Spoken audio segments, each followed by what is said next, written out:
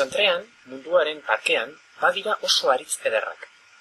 Badira hor erronkari zentro aldean batzuk daudenak hori kale herrian bezala, eta pixka bat gaizki zainduta dauden.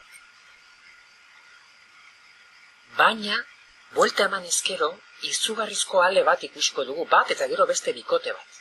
Hemen ikusiko dugu lehenbizikoa, 12 metro luze, eta batez ere enborrean 2 metro eta 30 zentimetro dituena, eta Iruñeko handiena izan daitekena. Horrela da bai, oso zuhaitz ederra hemen nire atzean ikusten duzuena, beretan bisita merezi duena.